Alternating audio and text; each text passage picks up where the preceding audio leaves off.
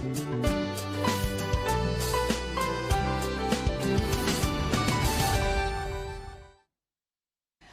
वालेकुम, इन a very good morning Lahore. आज की खूबसूरत सुबह की बहुत सी चाहतों, बहुत सी मुस्कुराहटों और बहुत सी मोहब्बतों के साथ मैं हूँ रुखमा इरफान मलिक और आप सबको आज के इस शो में वेलकम करती हूँ।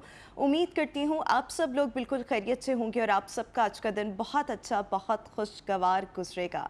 सो जनाब, शो का बाकायदा आगाज़ करेंगे आज के शो के हाइलाइट्स के साथ। सबसे पहले हम रोज़मर्रा के मामूलात में दही के इस्तेमाल के फ़वाइद के बारे में बात करेंगे और ये डिस्कस करने के लिए we will be having in our show nutritionist, जो कि हमें दही के फ़वाइद और किस टाइम पर दही का इस्तेमाल ज़्यादा जो है वो फ़ायदेमंद है, इस पर बात करेंगे। शो के दूसरे सेगमेंट में सरकारी स्कूल्स के हवाले से ताज़ा तरीन मसले पर बात करेंगे। पंजाब गवर्नमेंट की जानिब से ऐलान किया गया है कि पंजाब के गवर्नमेंट स्कूल्स को रीऑर्गेनाइज़ किया जाएगा। इस पर असातिज़ा के अंदर तशवीश की लहर जो है वो दौड़ चुकी है। जानने की कोशिश करेंगे कि असातिज़ा पंजाब हुकूमत के इस इनिशिएटिव के ख़िलाफ़ क्यों हैं।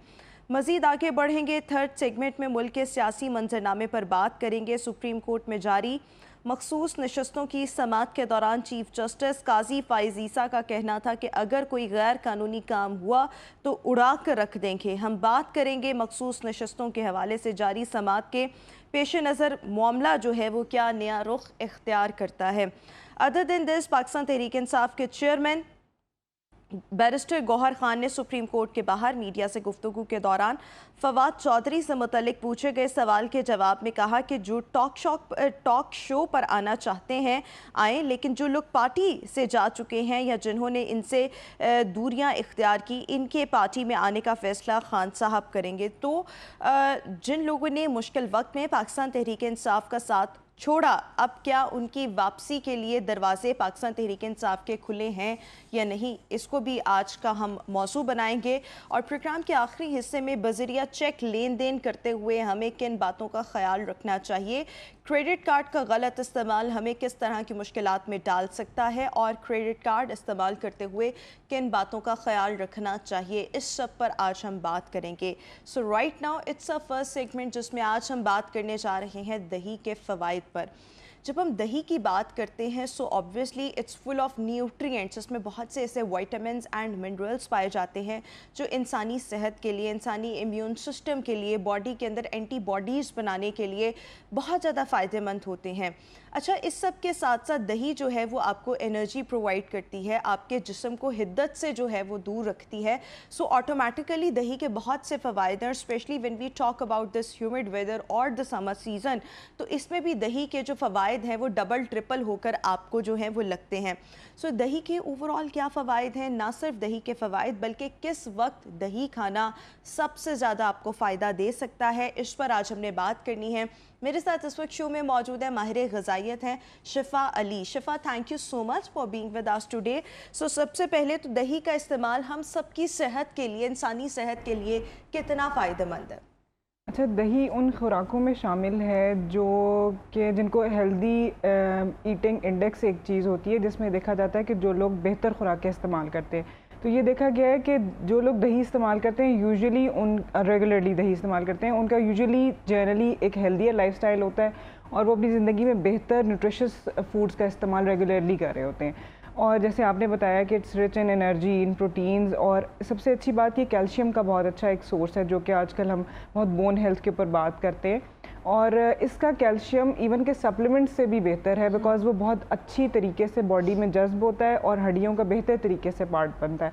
और ये गुर्दे के रिस्क से भी गुर्दे में जो पथरी हो जाती है उसके रिस्क से भी दही बचाती है। अच्छा, FDA ने भी पिछले दिनों कुछ मार्च 2024 की ही बात है, कुछ उन्होंने कहा लिमिटेड सी एविडेंस से बहरहाल ये सामने आया कि दही का मुसलसल इस्तेमाल कम से कम हफ्ते में 3 सर्विंग्स अगर इस्तेमाल की जाएँ तो टाइप 2 डायबिटीज़ के रिस्क को भी कम करता है। जबकि हम देख रहे हैं कि पाकिस्तान में ज़ियाबीतस या शुगर का मर्ज़ तेज़ी से फैल रहा है, तो जो लोग रेगुलर कंजम्पशन इसकी करते हैं उनमें भी इसका मर्ज़ का रिस्क कम होता है। फिर ये भी देखा गया कि जो फैटी लिवर है, जिगर पे चर्बी लोगों की आ जाती है, तो लोग अगर दही का मुसलसल इस्तेमाल करते हैं उनमें कम होता है। तो इसके बेतहाशा फ़वाइद हैं और हर इंसान को मैं ये कहूँगी जो भी जिस उम्र के जिस भी हिस्से में और जिस भी वो अपनी सेहत के मसाइल में, उसमें कहीं ना कहीं दही उसको فائدہ پہنچانے میں اس کا ایک رول کہیں نہ کہیں نکل ہی آتا ہے.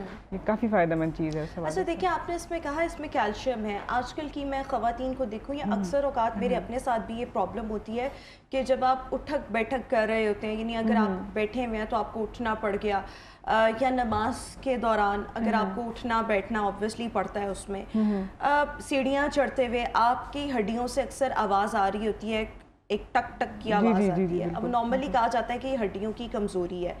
اس طرح کی کمزوری کو دور کرنے کے لیے دہی کا کتنا فائدہ ہے؟ اچھا, اس میں تو جو ہڈیوں کے ماہر لوگ ہیں وہ یہ کہتے ہیں کہ ہمیشہ وہ ضروری نہیں ہے کہ ہڈیوں کی وہ کمزوری کی وجہ سے, اور وہ ایٹ ٹائمز کچھ ایئر کی پاکٹس کی وجہ سے بھی ہو رہا ہوتا ہے, بٹ اٹ ڈپینڈس کہ وہ کیا چل رہا ہے. تو ایسے لوگوں میں کیلشیم کی ڈیفیشنسی کی وجہ سے بھی ہو سکتا ہے, لیکن 2-3 چیزیں ہو سکتی ہیں ہڈیوں کی کمزوری میں, کہ اگر وائٹامن ڈی کی کمی ہے تو پھر بھی کیلشیم ایبزارب ٹھیک سے نہیں ہوتا. سو بیٹر آئیڈیا کہ ایسی دہی یا ایسا دودھ کا استعمال کیا جو فورٹیفائڈ وتھ وائٹامن ڈی ہے. پھر ہڈیوں کی کمزوری میں تو پروٹینز کا, آئرن کا اور فزیکل ایکٹیویٹی کا بھی بہت رول ہے, کہ اگر آپ ایکسرسائز کرتے رہتے ہیں, ورزش آپ کا ریگولر کا معمول ہے, تو پھر اس سے بھی ہڈیاں مضبوط ہوتی ہیں. تو یہ ملٹی فیکٹوریل ہو سکتا ہے, ناٹ ایگزیکٹلی کہ صرف ایک ہی فیکٹر ہم بتائیں گے. آواز خاص طور پرٹیکولرلی جو آپ آواز آنے والی بات کر رہی ہیں, یہ ہر کسی کا مختلف ہو سکتا ہے کہ کس وجہ سے یہ ہو رہی ہے. اچھا دیکھیں, دہی کو جو ہے ہم روزانہ کی بنیاد پر اگر آپ ہم اس کی بات کریں, آپ نے کہا کہ یہ ہر انڈیویجول کو چاہیے, خواہ وہ کسی بھی ایج گروپ کا ہو, دہی کا روزانہ استعمال کریں. ڈیلی ہم کتنی دہی ہمیں استعمال کرنی چاہیے جو ہماری باڈی کے لیے فائدہ مند ہو؟ کتنی سرونگز ہم روزانہ کی بنیاد پر لے سکتے ہیں یا ہمیں لینی چاہیے؟ اچھا, اس میں یہ ہے کہ ہمیں نا جو ایک فوڈ ہمارے 5 فوڈ گروپس ہیں, اس میں سے ہمیں کہا جاتا ہے کہ دودھ اور دہی کا پورا ایک گروپ ہے جس میں پنیر, دودھ اور دہی سے بنی اشیاء آ جاتی ہیں. تو اس میں ایڈلٹس کے لیے اگر میں بات کروں, بچوں اور ایڈلٹس کے لیے, تو 2 سے 3 سرونگز, اور سرونگ کا ایک سرونگ 1 کپ کے برابر ہوتی ہے. تو اس میں ہم نا اپنی مرضی سے یہ سلیکٹ کر سکتے ہیں کہ ہم نے دودھ لینا ہے, دہی لینا ہے, یہ دہی کی بنی ہوئی کوئی چیز لینی ہے. کچھ لوگ ایسے ہوتے ہیں جو کہ لیکٹوز جو ملک میں پائی جانے والی شکر ہے, ڈائسیکرائڈ ہے, اس کو ہضم نہیں کر پاتے, جس کی وجہ سے ان کو بلوٹنگ یا گیس کے مسائل رہتے ہیں.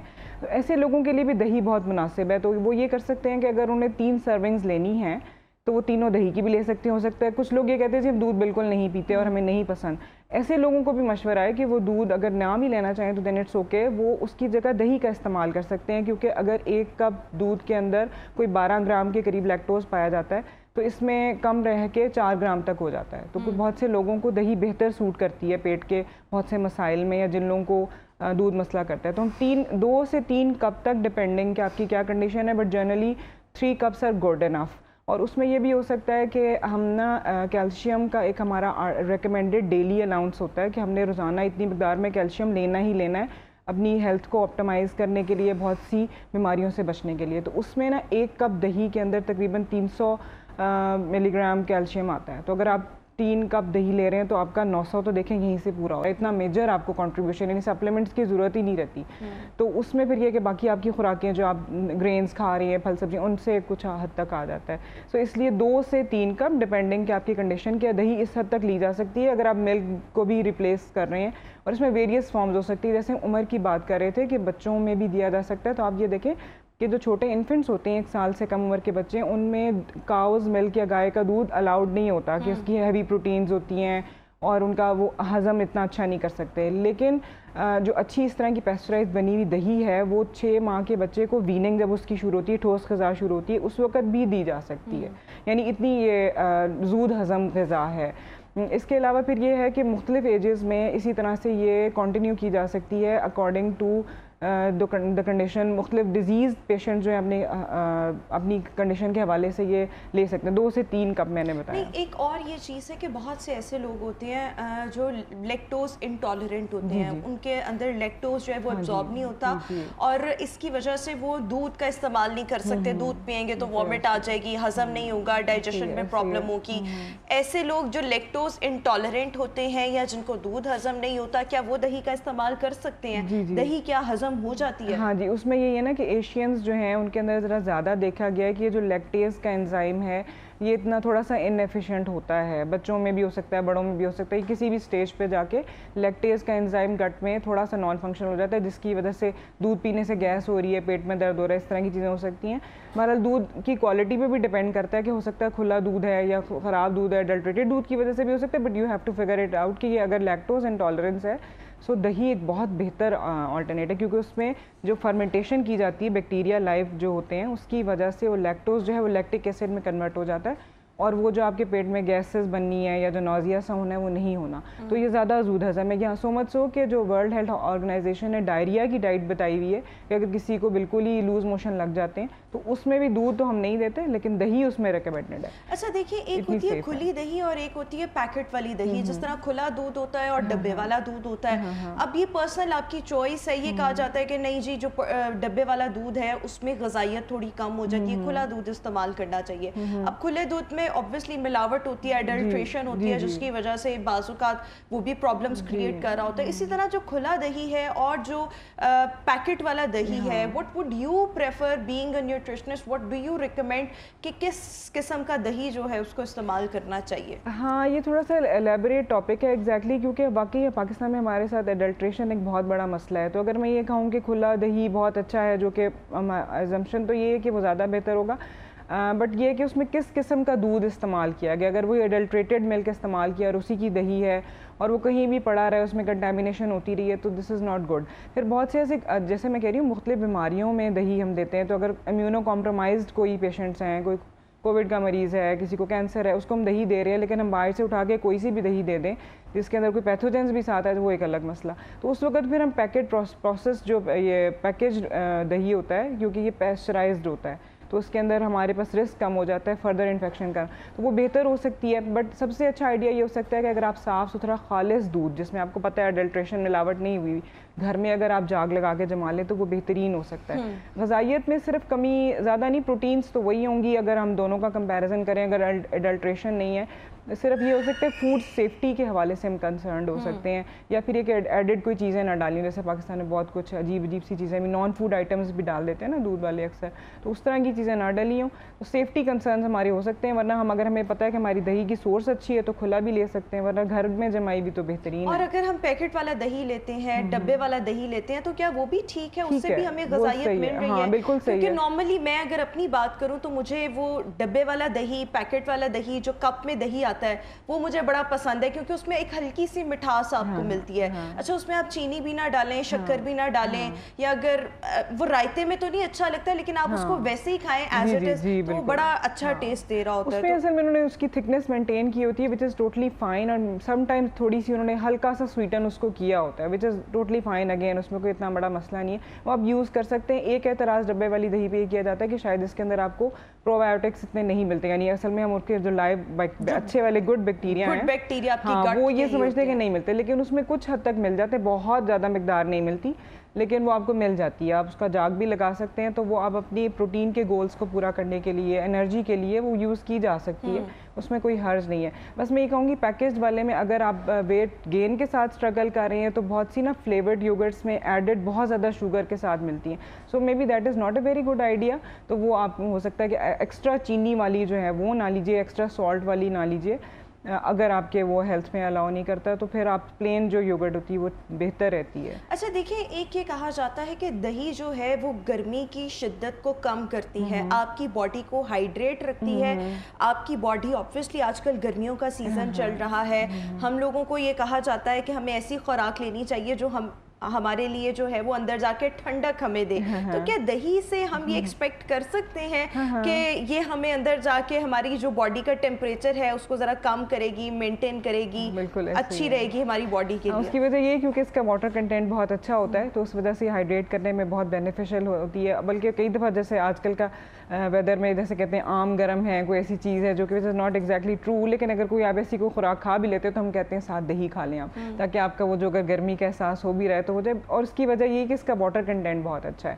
اچھا دیکھیں, ایک یہ چیز بھی ہے کہ جو دہی کا پانی ہوتا ہے, جو اکثر آپ لوگ گھر دہی جماتے ہیں, یا گھر نہیں تو باہر وہ جو کنڈوں میں دہی جو ہے وہ جمائی جاتی ہے, تو اس کے اوپر سے ایک پانی اترتا ہے. یہ کہتے ہیں کہ یہ بڑا مفید ہے معدے کے لیے, اسٹمک کے لیے. اس کے benefits کیا ہیں دہی کے پانی کے؟ ہاں اس کو کہتے ہیں اصل میں وے کہتے ہیں اس کو, WHEY, وے پروٹینز ہوتی ہیں. سو یہ بیسیکلی اگر میں اس کو آپ کو اتنی انٹرسٹنگ بات بتاؤں کہ ماں کے دودھ کو کہا جاتا ہے دنیا میں بہترین سب سے ہے. سو اگر گائے کا دودھ کی بات کی جائے تو اس میں وے پروٹینز 20% ہوتے ہیں, اور ماں کا جو دودھ, انسانی ماں کا جو دودھ ہے اس کے اندر یہ 80% تک وے پروٹینز پائی جاتی ہیں. اتنے زود ہضم اور گروتھ کے لیے اتنے بہترین ہوتی ہیں. پھر یہ آپ نے دیکھا ہوگا باڈی بلڈنگ کے لیے بہت سی خاص قسم کی پروٹین یوز کرتے ہیں, تو اس میں اصل میں یہی جو دہی کا یا دودھ کا الگ کیا ہوا پانی ہوتا ہے, وے پروٹینز کو کانسنٹریٹ کر کے اس کو سکھا کے پاؤڈر بنا کے وہی بیچا جاتا ہے. کیونکہ یہ ہم تو کرٹیکل, میں چونکہ کلینکل سیٹ اپ میں کام کرتی ہوں, تو کرٹیکل پیشنٹس میں وونڈ کی ہیلنگ کے لیے, ان کی ریپیئر کے لیے, سرجری سے اٹھنے کے لیے یہ والا جو اس پانی کی پروٹینز ہیں وہ بہت بہتر سمجھی جاتی ہیں. اگرچہ یہ کہ جو گھر میں آپ کو وہ تھوڑا سا پانی میں صرف چند گرامز آتی ہیں اس کے اندر proteins, but they are very beneficial for growth and for everything. جہاں بھی آپ کو پروٹین کی ضرورت ہے وہاں پہ وہ بہت بینیفیشیل ہے. تو اصل میں جو دہی ہے نا وہ کمبینیشن ہے کیسین کا اور وے کی پروٹینز کا. تو کیسین بھی ایک اچھی قسم کی پروٹین ہے جو کہ نہ صرف کیلشیم کو ایبزارب کرنے میں ہیلپ کر رہی ہے بلکہ گروتھ میں, ریپیئر میں, اسکن میں, اندر جو ہماری ڈیلی کی ویئر اینڈ ٹیئر ہوتی ہے بالوں کے لیے, وہ سب چیزوں کے لیے وہ بہت بہترین ہے. اچھا, جن لوگوں کو ایکنی کا پرابلم ہوتا ہے, جن بچیوں کا ایکنی کا پرابلم ہوتا ہے, اگر وہ روزانہ کے اپنے لائف اسٹائل میں, خوراک میں دہی کو ایڈ آن کر لیتی ہیں تو اس کا کیا فائدہ ہوتا ہے؟ آپ کا معدہ جو ہے وہ بہتر رہتا ہے, ultimately you will like be able to get rid of pimples? Not exactly. اصل میں ایکنے جو ہے نا وہ ایک اسکن کا ایشو ہو سکتا ہے which is related to the skin type. کچھ لوگوں کی اسکن ٹائپ ایسی ہوتی ہے which is very acne prone, تو وہ ان کو سن کے ایکسپوجر سے, اریٹنٹ سے زیادہ ہوتا ہے. بٹ ڈیفینیٹلی ایک جرنلی ہیلدی ڈائٹ کو ہیلپ دیم کہ وہ جرنلی اپنی اسکن کا اچھا خیال رکھ سکیں, اور بہتر فوڈ چوائسیز میں ڈیفینیٹلی دہی آتا ہے. بٹ ہم ایسے کلیم نہیں کر سکتے کہ دہی کھانے سے اسکن بہت کلیئر ہو جائے گی. مے بی ٹاپیکل اپلیکیشن سے, بٹ آئی ڈونٹ نو, وہ ڈرما والے بتائیں گے بہتر. لیکن ایکنے کی اسکن ٹائپ ہوتی ہے, بٹ ہم ایسے کلیم نہیں کہہ سکتے کہ اس سے کلیئر ہو جائے گی. بٹ ڈیفینیٹلی اچھی خوراک میں شامل ہوتی ہے, اور اچھی خوراک ہمیشہ ایک بہتر اسکن کی طرف ہیلپ فل ہوتی ہے. اور اچھا, اس سب کے ساتھ ساتھ دہی کھانے کا بیسٹ ٹائم کون سا ہے؟ میں نے اکثر اپنے بڑوں سے یہ سنا ہے کہ آپ اگر صبح کے ٹائم دہی کھاتے ہیں تو اس کا بہت فائدہ ہوتا ہے. رات کے ٹائم دہی اتنی فائدہ مند نہیں رہتی, بلکہ کوشش کرنی چاہیے رات کے وقت میں آپ دہی نہ ہی کھائیں.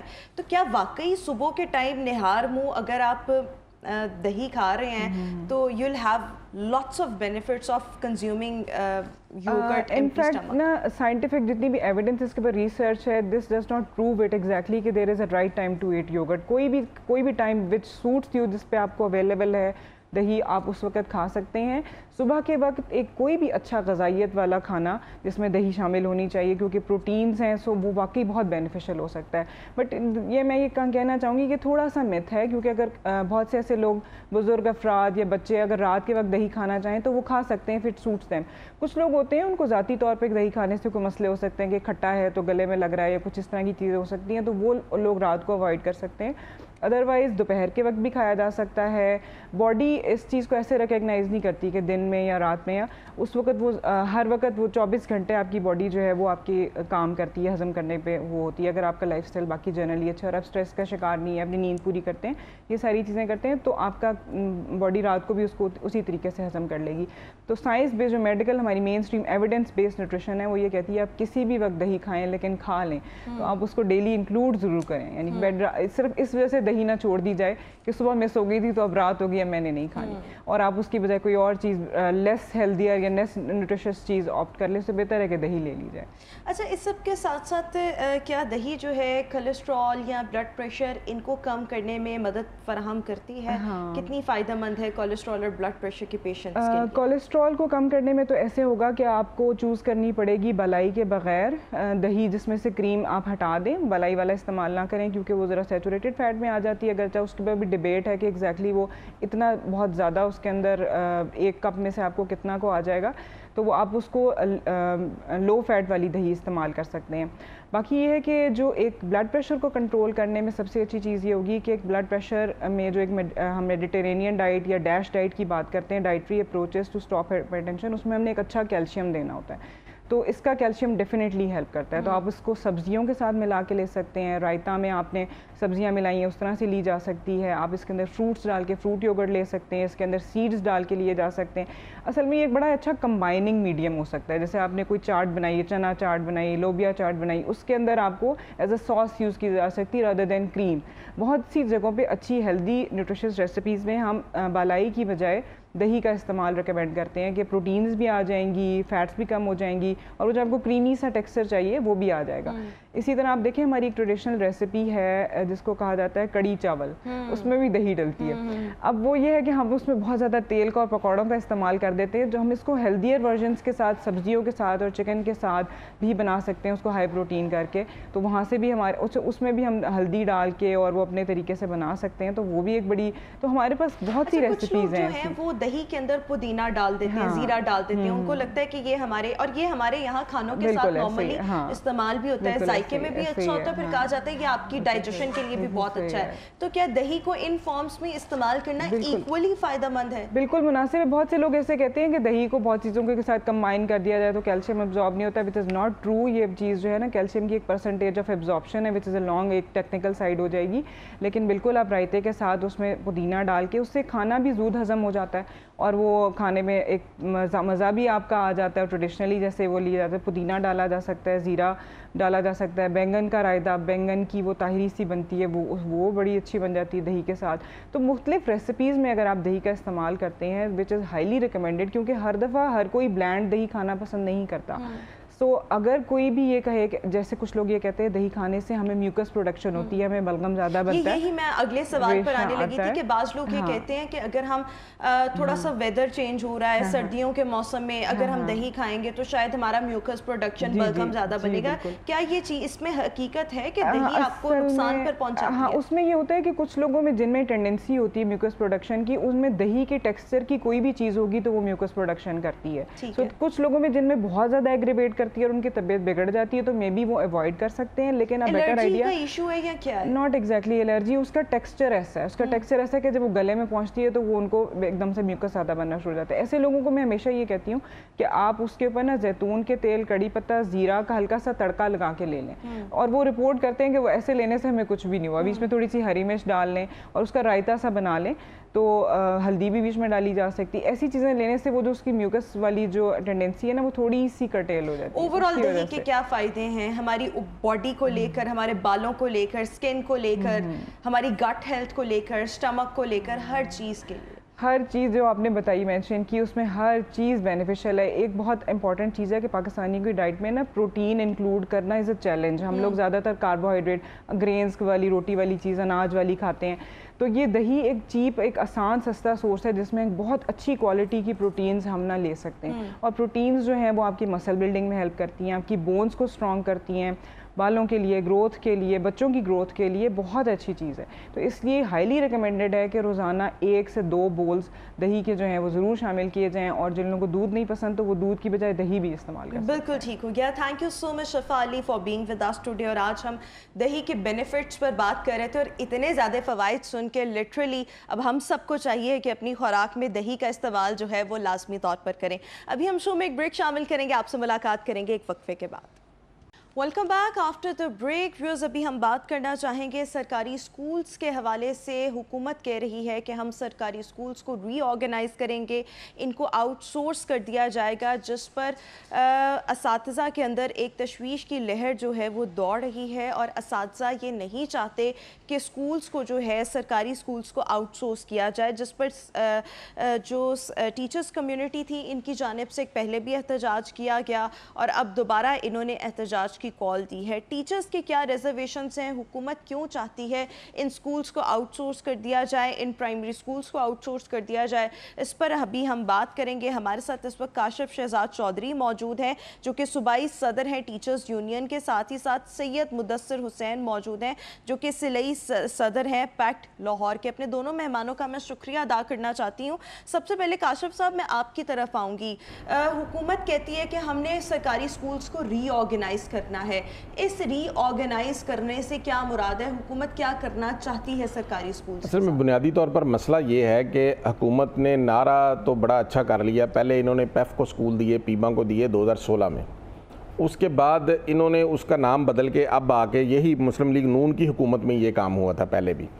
اس وقت بھی بڑے شدید احتجاج ہوئے تھے اور اس وقت جو وزیر اعلیٰ تھے میاں شہباز شریف صاحب, انہوں نے ہمارے ساتھ وعدہ کیا تھا کہ اب آئندہ کوئی گورنمنٹ کا سکول جو ہے وہ پرائیویٹ سیکٹر کے حوالے نہیں کیا جائے گا, اور اسی طرح دانش اتھارٹی کو بھی کوئی گورنمنٹ کا سکول نہیں دیا جائے گا. بڑا 3 سال تک وہ ہماری 2015 سے 2018 تک احتجاجی تحریک چلتی رہی. تو اب جب دوبارہ مسلم لیگ نون کی حکومت آئی ہے تو یہ واپس اسی پالیسی کی طرف آ گئے. اب انہوں نے نام بدل دیا. اب ری آرگنائزیشن کا نام رکھنے سے وہ اس کا سینیریو چینج نہیں ہوا, حالات وہی ہیں, سارے کام وہی ہے. اب اس میں ہوتا کیا ہے کہ گورنمنٹ کی ایک بہت بڑی بلڈنگ ہے پرائمری اسکول کی, اس بلڈنگ کو بھی آپ ایک پرائیویٹ ٹھیکیدار کو دے رہے ہیں, اور اس کے ساتھ ساتھ آپ جو ہے اس کا انفراسٹرکچر بھی دے رہے ہیں, آپ ساتھ اس اسکول کے اندر جو بچے داخل ہیں وہ بھی دے رہے ہیں, آپ ان کو پر اسٹوڈنٹ پیسے بھی دے رہے ہیں. جو پہلے 650 تھا اب سنا ہے کہ گورنمنٹ وہ بھی 1200 کر رہی ہے. اب اس کے پیچھے گورنمنٹ کی لاجک یہ ہے کہ گورنمنٹ یہ کہتی ہے کہ ہم ان اسکولوں کو اس لیے دے رہے ہیں کہ یہ نان پرفارمنگ اسکول ہیں, جبکہ ہم یہ کہتے ہیں کہ نان پرفارمنگ کیسے ہیں. جب آپ نے پچھلے 6 سالوں میں ڈاکٹر مراد راز تھا وزیر تعلیم, اس نے بیڑا غرق کیا, اس نے کوئی بھرتی نہیں ہونے دی. کیوں بھرتی کیوں نہیں ہونے دی؟ سرکاری اسکولوں میں وہ ان کی اپنی پالیسی تھی, وہ کہتے تھے جی کہ اس کے اوپر اساتذہ کی تعداد بہت زیادہ ہے. اب اس زیادہ کے ہوتے ہوتے جب ریٹائرمنٹ آتی جاتی ہے, ریٹائرمنٹ ڈیلی بیسس پہ ہو رہی سینکڑوں کے حساب سے. اس وقت اگر آپ دیکھیں تو ہمارے اسکول ایجوکیشن کے اندر 1,21,000 سے زیادہ اسامیاں خالی پڑی ہیں, اور جن میں سے 74,000 اسامیاں پرائمری اسکول ٹیچرز کی ہیں جن کو حکومت آؤٹ سورس کرنے جا رہی ہے. اور وہ جو پرائمری اسکول ٹیچرز کی اسامیاں, ان کے اوپر تو کسی کی پروموشن بھی نہیں ہوتی, وہ ڈائریکٹ ریکروٹمنٹ ہوتی ہے, اور ڈائریکٹ بھرتی گورنمنٹ کی ذمہ داری ہے. تو آپ اگر کوئی 0 ٹیچر اسکول ہیں جن کو آپ نان پرفارمنگ کا نام دے رہے ہیں, اور 0 ٹیچر اور سنگل ٹیچر اسکول کو آپ اس کو شاباش دیں, اس ایڈمنسٹریشن کو شاباش دیں, ان افسروں کو شاباش دیں, ان ٹیچرز کو شاباش دیں جنہوں نے ان اسکولوں کو تالا نہیں لگنے دیا پچھلے 4-5 سالوں سے. آپ دیکھیں, آپ نے ایک پرائمری اسکول ہے, 6 کلاسیں ہوتی ہیں, 24 سبجیکٹ ہوتی ہیں, وہاں پہ ٹیچر ہی نہیں دیا پچھلے 4-5 سالوں سے. ابھی بھی ہو گیا. سسٹم کیسے چل رہا ہے؟ سسٹم ایسے چل رہا ہے کہ ہم کسی دوسرے اسکولوں سے, ہمارے جو آفیسرز ہیں وہ اساتذہ ادھار لے کے وہ وہاں پہ جا کے پڑھا رہے ہیں تاکہ ان اسکولوں کو, ان بچوں کو پڑھایا جا سکے اور ان اسکولوں کو تالا نہ لگے. تو اب ہونا تو یہ چاہیے تھا کہ جنہوں نے یہ سارا کچھ مینیج کیا, جو اساتذہ وہاں پہ پڑھا رہے ہیں, ان کو آپ شاباش دیں کہ آپ نے اتنے لمیٹڈ ریسورسز کے اندر کہ آپ کو ہم نے 6 ٹیچر دینے تھے, آپ کو ہم نے فیسیلیٹیٹ کرنا تھا, وہ نہیں کیا. اس کے باوجود آپ نے گورنمنٹ اسکول کو تالا نہیں لگنے دیا. آپ کہتے ہیں کہ وہ نان پرفارمنگ اسکول ہے. نان پرفارمنگ کیسے ہے؟ یہ نااہلی تو آپ کی ہے, حکومت کی نااہلی ہے, جس کی وجہ سے وہ اسکول جو ہے وہ وہاں پہ اساتذہ میسر نہیں ہے. اور پھر ہمارے جو آفیسرز ہیں ڈسٹرکٹ کے لیول پہ ہوتے ہیں مختلف اضلاع میں, انہوں نے ادھر ادھر سے دوسرے اسکولوں سے ٹیچرز لے کے اس اسکول کو چلنے کے قابل بنایا ہوا ہے کہ وہاں جو بچے جا رہے ہیں ان کا حرج نہ ہو. تو اسی طرح سنگل ٹیچرز کا ایشو بھی ہے. تو آپ اس کو آپ جب آپ سوشل میڈیا پہ اور اس کی طرف سے, حکومت کی طرف سے بیانات آتے ہیں تو کہتے ہیں جی کہ ایسے اسکول ہیں جہاں تعداد کم ہے, ہم صرف وہ دے رہے ہیں. تو پہلی فیز کے اندر 5,800 اسکول یہ آؤٹ سورس کر رہے ہیں, پھر اس کے بعد یہ 13,000 اسکول سسٹم سے نکال رہے ہیں. تو ہوگا کیا بنیادی طور پر کہ جب یہ سارا 13,000 اسکول یہ, اور پہلے سے 7,000 پیف کے پاس ہے, 5,000 اسکول پیما کے پاس ہے, تو جب یہ ملیں گے یہ 25,000 اسکول جو ہیں وہ ایک الگ نئی ایڈمنسٹریشن بن جائے گی, اور وہ اس پوزیشن میں ہوں گے کہ حکومت کو بلیک میل کریں. اور یہ حکومت بجٹ کا بہانہ لگاتی ہے کہ جی 2,800 روپیہ پر اسٹوڈنٹ ہم خرچ رہے ہیں گورنمنٹ سرکاری اسکولوں میں. اگر اسی خرچ کا آپ انٹرنیشنلی کمپیریزن کریں تو آپ کو پوری دنیا کے اندر 100 ممالک کی لسٹ بنائیں نا کہ اساتذہ کو تنخواہیں کتنے دیتے ہیں. ترقی یافتہ ممالک سے لے کے سارے 100 کے 100 ترقی یافتہ نہیں ہوں گے. 100 ممالک کی لسٹ بنائیں تو پاکستان اس 100 نمبر میں کہیں نہیں آتا. اچھا مدثر صاحب, میں آپ کے طرف آؤں گی اور آپ سے یہ جاننا چاہوں گی کہ اس وقت کتنے سکولز ہیں جس کو حکومت جو ہے وہ ری آرگنائز کرنا چاہتی ہے, اور یہ صرف پنجاب کے سکولز کی ہم یہاں پر بات کر رہے ہیں, کیا واقعی ایسا ہے؟ جی بالکل ایسا ہے. 13,000 اسکول انہوں نے ٹارگٹ رکھے ہیں, لیکن فرسٹ فیز میں 5,800 اسکول ایسے ہیں جن کو, جو پرائمری لیول کے ہیں, جن کو حکومت نے ٹارگٹ کیا ہے کہ اس کو نجکاری کی طرف لے جائیں. اچھا, نجکاری کی طرف لے جائیں. اب یہ حکومت نے فیصلہ تو کر لیا ہے, اب یہ اس کی امپلیمنٹیشن کب سے حکومت کہہ رہی ہے کہ ہم کب سے اس کی نجکاری کریں گے؟ باقاعدہ ممبرشپ چیئرمین کمیٹی جو ہے وہ بنا دی گئی ہے, اور آئندہ چند روز میں جو ہے اس کی امپلیمنٹیشن ہونے جا رہی ہے. ایون کہ مریم نواز صاحبہ نے اس میں کابینہ سے منظوری بھی لے لی. اچھا, یہ ویسے کیا ممکن ہے کہ پنجاب کے تمام سکولز کو ایک دم سے ری آرگنائز کر دیا جائے؟ نہیں, ایسا تو نہیں ہو سکتا, کیونکہ پاکستان آرمی کے بعد اتنا بڑا ڈپارٹمنٹ جو ہے یہ محکمہ ایجوکیشن ہی ہے جس میں ہیوز جو ہے وہ سیگمنٹ جو ہے اس ٹائم ورکنگ میں ہے. یہ سٹیپ بائی سٹیپ جو ہے حکومت پلان کر رہی ہے اس کے بارے میں. پہلا ٹارگٹ ان کا پرائمری اسکول ہے, اگر اس طرف یہ اچیومنٹ کر جاتے ہیں تو اگلا ٹارگٹ مڈل اور سیکنڈری لیول بھی. اچھا دیکھیں, اگر اس میں میں تھوڑا سا ایڈ تھوڑا سا مطلب اگر ہم دیکھیں ری آرگنائز کی بات کریے, آؤٹ سورس کر رہی ہے, یہ کن کو دیے جا رہے ہیں؟ کون سا پرائیویٹ سیکٹر ہے؟ کیا کسی اسکول چین جو ہے جو آلریڈی سکسیسفلی اپنی چین چلا رہے ہیں ان کو دیے جا رہے ہیں, یا کوئی ویسے تنظیم ہے کیا کس کو دیے جا رہے ہیں؟ اچھا, اس کے لیے اگر ہم جائزہ لیں نا تھوڑا سا پہلے کا, تو جو پہلے 5000 اسکول انہوں نے دیے تھے ان میں سے 800 اسکول ایسے ہیں جو بند ہو گئے ہیں. اب ہوتا یہ ہے کہ جب کوئی بھی نئی حکومت آتی ہے نا, پولیٹیکل گورنمنٹ, تو وہ وہاں ایم پی ایم این اے کے پریشر کے اوپر انہوں نے کسی چھوٹے سے گاؤں میں ڈیرے کے اوپر بھی 2 اسکول کھولے ہوئے ہیں, اور وہاں پرائمری اسکول ایک طرف لڑکیوں کا ہے, ایک طرف پرائمری اسکول جو ہے لڑکوں کا ہے. تو 20-25 بچے ایک اسکول میں ہیں اور 20-25 بچیاں ایک اسکول میں ہیں, اور وہ پورا گاؤں کے بچے وہاں پڑھ رہے ہیں. تو وہ پولیٹیکلی مینیجڈ آپ جب اس طرح سے اسکول کھولتے ہیں کہ ایریے کو لوکیٹ کیے بغیر کہ وہاں تعداد کتنی ہوگی, تو وہاں تعداد کے تھوڑے سے ایشوز ہوتے ہیں. لیکن میں یہ کہتا ہوں کہ اگر وہاں آپ نے ڈیرے پہ اسکول کھولا ہے تو پھر آپ کی ذمہ داری ہے وہاں پہ اساتذہ دینا. اب یہ جو اسکول دیتے ہیں نا, یہ اسکول یہ انہوں نے دیے پہلے بھی, اور اب بھی جو مختلف قسم کی این جی اوز ہیں, اور این جی اوز جو ہیں وہ کام اس بیس پہ کرتی ہیں, اور وہ یہ کرتی ہیں کہ جو گورنمنٹ پیسے دے رہی ہے وہ تو ان کا پروفٹ نہیں ہے, وہ انہی اسکولوں کے گورنمنٹ اسکولوں کے اوپر انویسٹمنٹ کرنے کے لیے کمرے بنانے کے نام پر باہر سے بھی فنڈنگ کرتی ہے. اچھا, آپ کو نہیں لگتا ویسے اس سے کوالٹی آف ایجوکیشن بہتر ہو جائے گی؟ ٹیچرز کا مطلب ٹیچرز کیوں سراپا احتجاج ہے, کوالٹی آف ایجوکیشن اس سے بہتر ہو جائے گی؟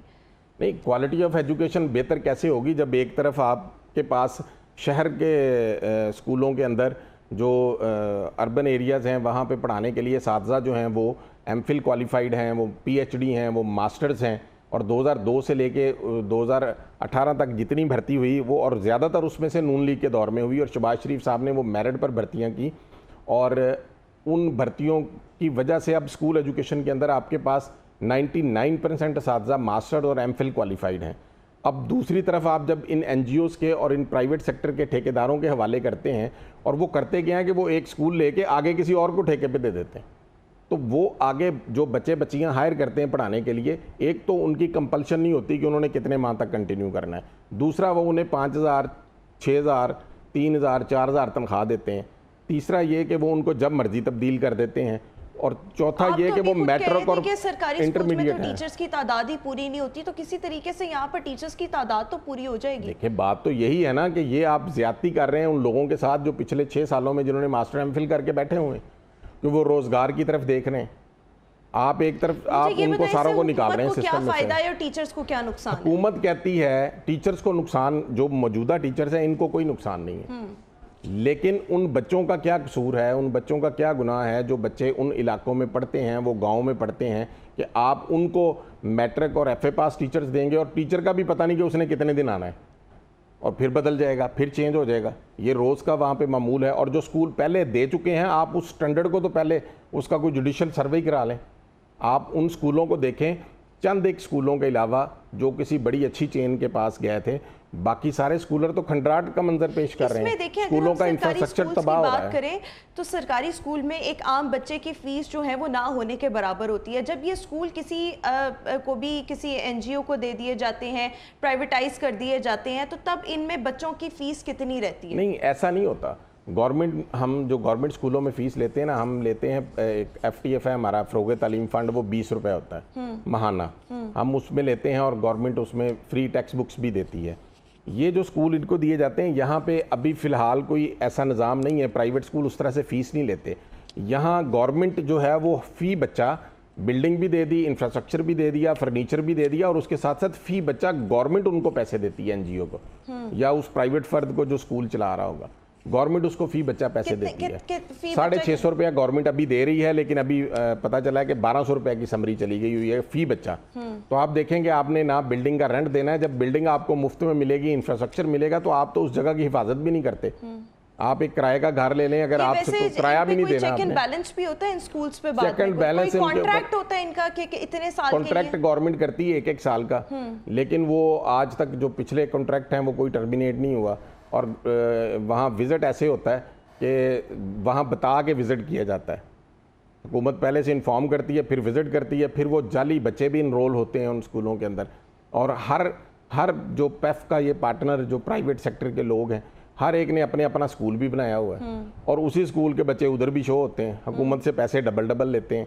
تو حکومت کو ہم نے ایک ماڈل دیا تھا اور ابھی بھی ہم حکومت کو اسی بات کے اوپر کر رہے ہیں کہ آپ اسی ماڈل کو لے جائیں. آپ ابھی جتنے عرصے تک آپ ریگولر بھرتی نہیں کر سکتے، آپ کہتے ہیں بجٹ کے ایشوز ہیں، پیسوں کے ایشوز ہیں، آپ ریگولر بھرتی نہیں کر سکتے، 1 سال نہیں کر سکتے، 2 سال نہیں کر سکتے، تو آپ یہی پیسے جو ان کو دے رہے ہیں 1200 روپیہ، 1200 روپے کی بجائے آپ 600 روپیہ دیں، لیکن اسکول کونسل کو دیں. گورنمنٹ اپنے ہاتھ میں رکھے وہ اسکول. یہ کروڑوں اربوں روپے کی لوگوں نے ڈونیٹ کی ہوئی بلڈنگز ہیں. یہ جب آپ لوگوں کے حوالے کرتے ہیں تو بلڈنگ صبح ہوتی ہے. اسکول کونسل ایک میں بات مکمل کر لوں. ایک اسکول ایسا ہے سر جہاں پر 1-2 ٹیچرز ہیں اور اگر ان کو پرائیویٹائز کر دیا جاتا ہے تو اس میں کیا مذائقہ؟ میں یہی کہہ رہا ہوں کہ جہاں 1-2 ٹیچر ہیں وہاں آپ گورنمنٹ جو ہے وہ 1200 کی بجائے اگر 600 روپیہ اسکول کونسل کو دے دے. ہر اسکول میں اسکول کونسل بنی ہوئی ہیں جس میں پیرنٹس کے نمائندے بھی ہوتے ہیں، علاقے کی شخصیات بھی ہوتی ہیں، اساتذہ بھی ہوتے ہیں مختلف. اس اسکول کونسل کو آپ آدھے پیسوں کے اندر دے دیں. آپ انہیں اجازت دیں کہ آپ جتنی دیر تک ریگولر بھرتی نہیں ہوتی اتنی دیر تک ٹیچر رکھ لیں. آپ کا بجٹ بھی آدھا لگے گا اور آپ کا وہ اسکول بھی آپ کے کنٹرول میں رہے گا، حکومت کے کنٹرول میں رہے گا، اسکول ایجوکیشن ڈپارٹمنٹ کے کنٹرول میں رہے گا.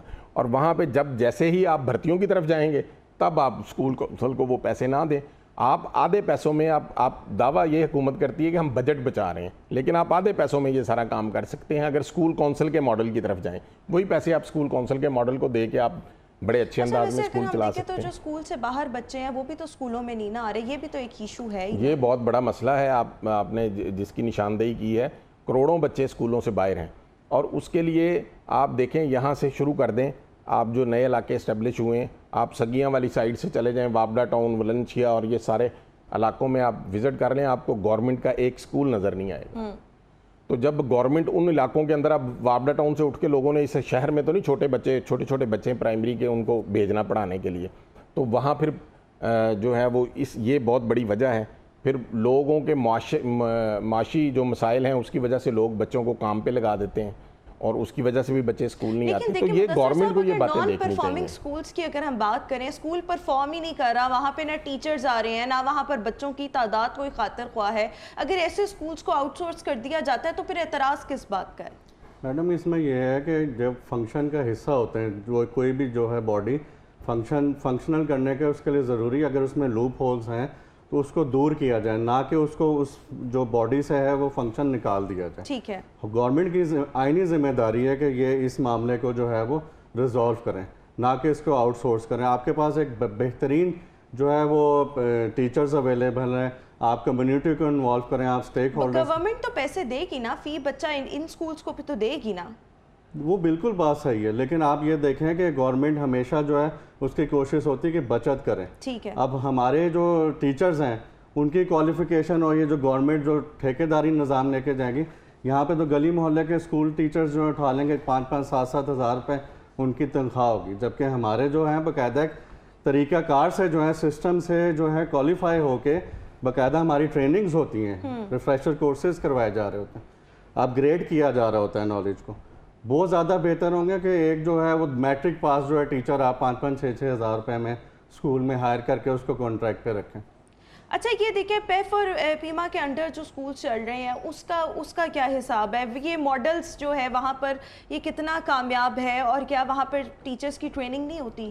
اچھا پیف کا جو ماڈل ہے نا، پنجاب ایجوکیشن فاؤنڈیشن جس کو کہتے ہیں، وہ بنیادی طور پر بنایا گیا تھا کہ وہاں پہ پرائیویٹ لوگ اپنی بلڈنگ لیں، اپنا انفراسٹرکچر لیں اور اپنا اسکول کھولیں اور وہ گورنمنٹ کے ساتھ کسی نہ کسی طریقے سے وہ ایگریمنٹ کریں اور اس گورنمنٹ جو ہے وہاں جو بچے پڑھتے ہیں ان کو فیسیلیٹیٹ کرنے کے لیے ان کو کچھ فنڈنگ کرتی ہے.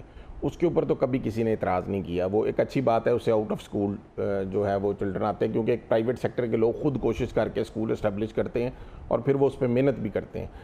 ہمارا اعتراض ہے کہ جب آپ بنا بنایا اسکول ایک دے دیتے ہیں نا کسی کو، ایک پوری بلڈنگ انفراسٹرکچر اور بغیر اس کی محنت کے، اور جب اس کے ساتھ تو وہ اس پہ نہ محنت کرتا ہے نہ بلڈنگ کا دھیان رکھتا ہے. کروڑوں اربوں روپے کی بلڈنگ ضائع ہو رہی ہیں، کھنڈرات بنتے جا رہے ہیں جو یہی جو پہلے سے اسکول دیے گئے ہیں، جس کے اوپر ہمیں اعتراض ہے. اور پھر دوسری وجہ ہے کہ اگر گاؤں اور ان علاقوں کے بچوں کو کیا کوالٹی ایجوکیشن فراہم کرنا حکومت کی ذمہ داری نہیں ہے کہ آپ ان کو میٹرک پاس ٹیچر رکھ کے دیں، اور جو شہر میں بچے گورنمنٹ اسکولوں میں آئیں گے پڑھنے یا دوسرے پرائیویٹ سیکٹر کے، وہاں پہ آپ کے پاس ماسٹرز اور کوالیفائڈ اور تجربہ کار ٹیچر ہوں؟ تو یہ ایک ڈسکریمنیشن بھی ہے. اس کے خلاف ہم نے اب 25 جولائی کو، پہلے ہم نے بھی احتجاج کیا، 25 جولائی کو ہم نے پاکستان مسلم لیگ کا جو ماڈل ٹاؤن کا دفتر ہے، کیونکہ حکومت ان کی ہے، تو وہاں پہ ہم نے احتجاج کے لیے جانا ہے، اور اس کے بعد دھرنا بھی جاری رہے گا. اسی طرح سے ہم نے عدالتی فورم کے اوپر بھی ریٹ پٹیشنز کر دی ہیں، اور ابھی بہاولپور بینچ سے ہمارے جو ہیں وہ تقریباً 500 اسکولوں پہ اسٹے ہو گیا. مانا جاتا تو پھر کیا ہوگا؟ تو یہ 25 جولائی سے آنورڈ یہ جو ہے نا وہاں پہ دھرنا جاری رہے گا، اور ایک بہت بڑا احتجاج ہوگا 25 کو، اور پھر اس کے بعد وہ دھرنا جاری رہے گا. اور اس کے اوپر ہم جو ماڈل دے رہے ہیں نا، حکومت آپ کی بات نہیں مانتی، وہ کہتے ہیں جو ہم کر رہے ہیں دیٹ از آل فائن، اس میں ٹیچرز اپنا فائدہ دیکھ رہے ہیں، لیکن ہم نے حکومتی فائدہ دیکھنا ہے، کیونکہ ہم نے ملک چلانا ہے، ہم نے سرکار چلانی ہے، ہم نے ان سکولز کو چلانا ہے. پھر آپ کیا کریں گے اگر حکومت بھی اڑ جاتی ہے؟ تو آپ کی اسٹریٹجی کیا ہوگی؟ کیا پھر آپ اسٹیپ بیک کریں گے؟ اس میں ہم نے ہر حد تک جانا ہے. ہم نے یہ اسکول جو ہے ہم نے ان کو گورنمنٹ کو ماڈل دیا ہے، یا تو وہ ہمیں بتائیں نا کہ اس ماڈل میں کیا قباحت ہے. حکومت پیسے بچانا چاہتی ہے نا، تو اسکول کونسل ماڈل کے اوپر اگر جائیں گے، اسکول کونسل کے ذریعے سے وہ ٹیچر ہائر کر کے اجازت دے دیں گے، تو جتنے پیسے یہ پرائیویٹ لوگوں کو دینا چاہ رہے ہیں اس سے بھی آدھے پیسوں میں وہ اسکول چل سکتا ہے، اور بہت اچھے طریقے سے چل سکتا ہے. تو گورنمنٹ ہمیں سمجھا دے، ورنہ احتجاج ہوتے رہیں گے اور احتجاج جاری رہیں گے. اور اسی طرح سے عدالتی فورم پہ بھی ہم گئے ہوئے ہیں، اور بہاولپور بینچ نے ہمیں اس کے اوپر 500 کے قریب اسکولوں کے اوپر اسٹے جاری کر دیا. ہمارے جو ضلعی صدر ہیں رحیم یار خان کے حافظ عمر صاحب، ان کی پٹیشن کے اوپر جو ہے وہ اسٹے ہو گیا، اور انشاءاللہ ہم یہ لڑائی جاری رکھیں گے، کیونکہ یہ غریب بچوں کی لڑائی ہے. ہمارے اسکولوں میں جو بچے آتے ہیں نا گورنمنٹ اسکولوں میں، اکثریت کو اساتذہ خود اپنی جیب سے یونیفارم اور جوتے تک ہم خود لے کے دیتے ہیں. اور حکومت کی فنڈنگ کا اتنا برا نظام ہے کہ ہم جو بجلی کا بل ہے وہ ہم نے پیسے اکٹھے کر کے، ٹیچر تنخواہ آتی ہے تو پیسے اکٹھے کر کے بجلی کا بل جمع کراتے ہیں، کیونکہ اتنا فنڈ ہی نہیں دیتی گورنمنٹ. چلے دیکھتے ہیں کہ اگر آپ 26 جولائی کو جو ہے وہ 25 جولائی کو احتجاج کرنے جا رہے ہیں تو اس پر حکومت جو ہے کوئی اس احتجاج کو امپورٹنس دیتی ہے یا نہیں دیتی. بہت شکریہ. کاشف شہزاد چودھری اور سید مدثر حسین ہمارے ساتھ موجود تھے. ویوز ابھی ہم شو میں ایک وقفہ شامل کریں گے، آپ سے ملاقات کریں گے ایک بریک کے بعد. Welcome back after the break. Views ملک کی موجودہ سیاسی صورتحال، اور ابھی ہم بات کرنا چاہیں گے گزشتہ روز سپریم کورٹ میں جو فل کورٹ سماعت ہوئی مخصوص نشستوں کو لے کر، جس میں چیف جسٹس قاضی فائز عیسیٰ کا کہنا تھا کہ اگر کوئی غیر قانونی کام ہوا تو اڑا کر رکھ دیں گے. بڑے سخت ریمارکس جو تھے وہ کل چیف جسٹس صاحب کی جانب سے دیکھنے میں آئے. اس کے ساتھ ساتھ اگر ہم دیکھیں تو مخصوص نشستوں کا معاملہ آگے جا کر کیا رخ اختیار کر سکتا ہے، ایک تو ہم اس پر بات کریں گے. ساتھ ہی ساتھ پاکستان تحریک انصاف میں جو اندرونی خلفشار پایا جا رہا ہے، اور ساتھ ہی ساتھ جو پرانے لوگ ہیں پاکستان تحریک انصاف کے وہ واپسی کے پر توڑ رہے ہیں، جن میں فواد چودھری جو ہیں وہ سب سے زیادہ آج کل ایکٹیو دکھائی دے رہے ہیں. پہلے تو یہ کہا جا رہا تھا کہ خان صاحب نے 7 رکنی کمیٹی جو ہے وہ تشکیل دے دی ہے شاہ محمود قریشی کی سربراہی میں، and this committee will actually decide کہ کن لوگوں کو واپسی کی اجازت دینی ہے یا نہیں دینی. لیکن کل رات بیرسٹر گوہر نے کہا کہ جناب کسی بھی گئے ہوئے شخص کی پارٹی میں واپسی کی کوئی گنجائش نہیں ہے. دونوں معاملات پر بات کریں گے. ہمارے ساتھ اس وقت گفتگو کے لیے موجود ہیں رانا انتظار صاحب جو کہ سابق صدر لاہور بار ہیں، اور ساتھ ہی ساتھ سینئر تجزیہ کار صحافی میاں حبیب صاحب بھی آج ہمارے ساتھ اس شو کا حصہ ہیں. اپنے دونوں مہمانوں کا میں شکریہ ادا کرنا چاہوں گی. میاں حبیب صاحب، سب سے پہلے میں آپ کی طرف آؤں گی. کل چیف جسٹس آف پاکستان کی جانب سے بڑے سخت ریمارکس جو تھے وہ دیکھنے میں آئے. اس سے پہلے جب بھی ہم یہ مخصوص نشستوں کا معاملہ دیکھتے ہیں تو ہم اس میں ایک چیز جو بہت زیادہ نوٹ کرتے ہیں جناب کہ عدلیہ میں بھی جو ہے بڑی ڈویژن پائی جا رہی ہے. کچھ لوگ جو ہیں وہ ایک طرف ہیں، ٹیبل کے ایک طرف ہیں، اور کچھ لوگ جو ہیں وہ دوسری طرف ہیں. آپ کو کیا لگتا ہے کل کی سماعت کے بعد مخصوص نشستوں کا معاملہ آگے جا کر کیا رخ اختیار کر سکتا ہے؟ بسم اللہ الرحمن الرحیم. بہت شکریہ. میرا خیال ہے کہ صرف عدلیہ ہی تقسیم نہیں ہمیں نظر آتی، پورا معاشرہ ہی بہت بری طرح تقسیم ہو چکا ہے، اور کنفیوژن بہت زیادہ ہے. کچھ پتہ نہیں، اتنے معاملات گمبھیر ہو چکے ہیں کہ کچھ پتہ نہیں چلتا. عوام جو ہے وہ اتنے ابہام کا شکار ہیں کہ انہیں یہ سمجھ نہیں آ رہی کیا بہتر ہے، کیا اس ملک کے لیے بہتر نہیں ہے، اور کون درست بات کر رہا ہے، کون غلط بات کر رہا ہے. اتنا گرد و غبار اڑا دیا گیا ہے کہ ہر طرف سے جو ہے نا ایک مبہم سی کیفیت نظر آتی ہے. میرا جہاں تک یہ خصوصی نشستوں کا معاملہ، یہ بہت اہم معاملہ ہے. اس نے ڈائریکشن سیٹ کرنی ہے اخلاقیات کی، اس نے ڈائریکشن سیٹ کرنی ہے ہمارے پولیٹیکل سسٹم کی، اور عدلیہ کے وقار کا مسئلہ ہے، انصاف کا مسئلہ ہے، پاکستان کے عوام کے ووٹ کے اعتماد کا مسئلہ ہے کہ انہوں نے جن لوگوں کو اپنا اعتماد دیا تھا ان کو ان کا حق ملتا ہے یا نہیں ملتا. دنیا میں جتنے بھی قوانین ہوتے ہیں ان کی بیس جو ہے نا وہ اخلاقیات کی بنیاد پر ہوتی ہے.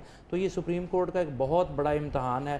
اس نے آگے چل کر جو ہے وہ ڈائریکشن سیٹ کرنی ہے پاکستان کے پولیٹیکل سسٹم کی، اور اس نے کس طرح سے آگے بڑھنا ہے اس بارے میں بھی یہ کیس جو ہے یہ اہم کردار ادا کرے گا. ابھی آپ اندازہ لگائیں کہ خواتین کا ایک بہت رول ہے پاکستان کی پارلیمانی سیاست میں، اور آپ دیکھیں کہ وہاں سب سے زیادہ جو ڈیفینڈ کرتی ہمیں نظر آتی ہیں اور جو ایکٹیو رول بنتا ہے ایج بھی انہیں حاصل ہوتا ہے کہ وہ اپنی بات اس طرح سے کھل کر بھی سکتی ہیں اور مردوں سے زیادہ ان کو اہمیت دی جاتی ہے. تو وہ حکومت یہ چاہتی ہے کہ ہر صورت میں ان کو باہر رکھا جائے.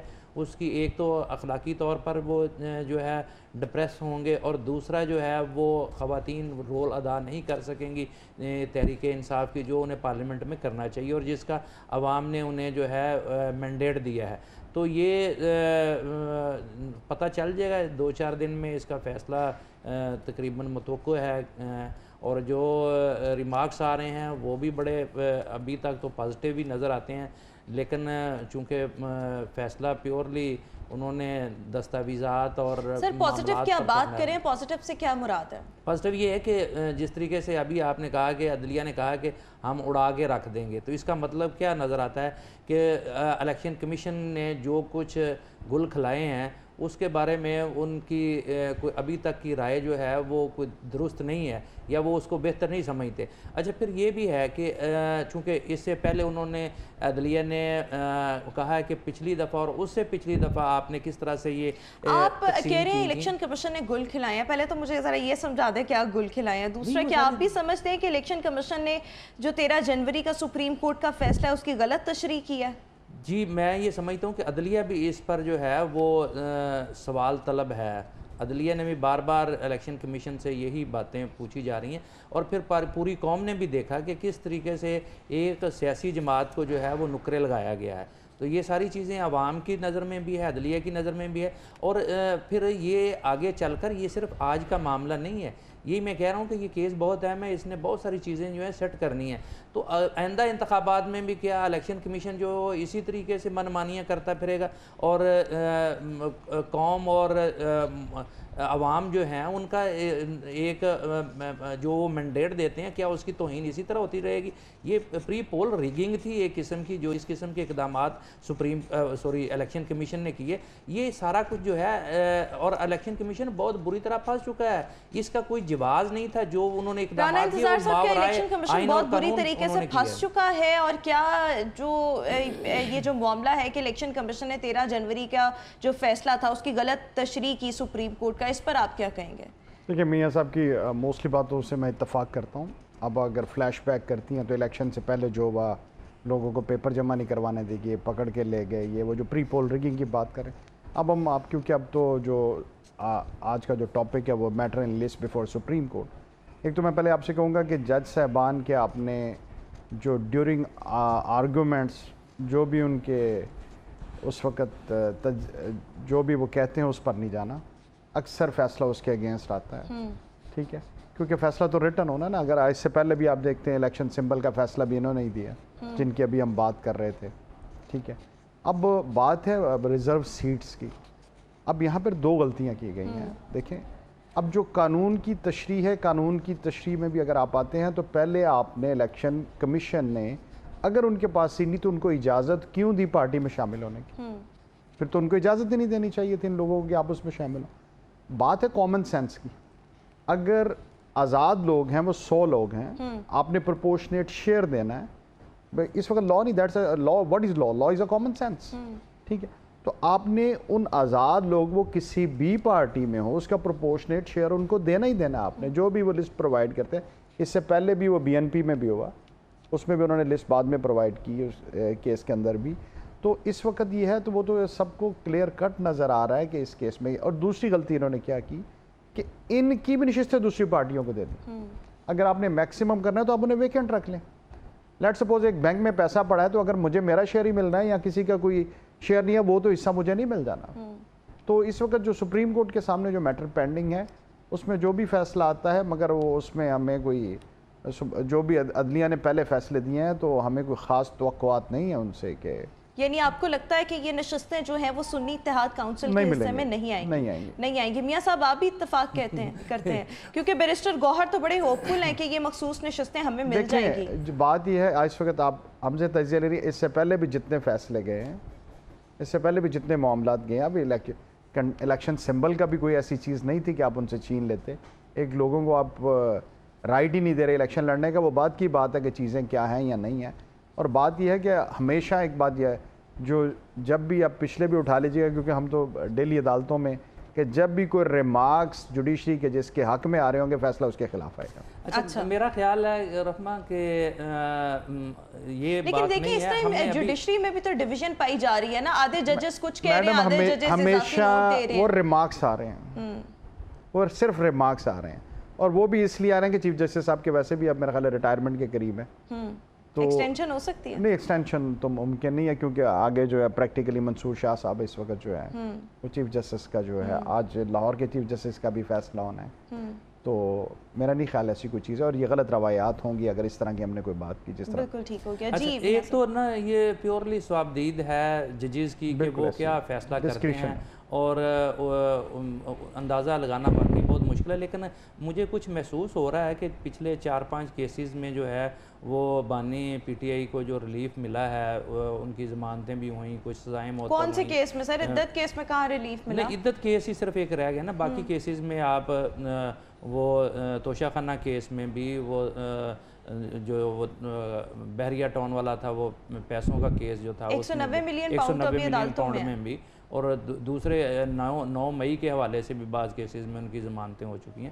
تو یہ کافی سارا نا بدلا ہوا ماحول مجھے عدلیہ کا لگتا ہے. تو یہ اس بارے میں کہا تو کچھ نہیں جا سکتا, لیکن توقع یہی کی جا رہی ہے کیونکہ یہ نا آپ اگر عدلیہ اس بارے میں بالکل ہی یک طرفہ ٹرائل کرے گی اور اسٹیبلشمنٹ کو یا حکومت کو ٹو کرے گی تو پھر عدلیہ کے بھی وقار کا مسئلہ ہے. بہرحال اس پہ ہم زیادہ گفتگو کر نہیں سکتے کیونکہ فیصلہ آنے والا ہے.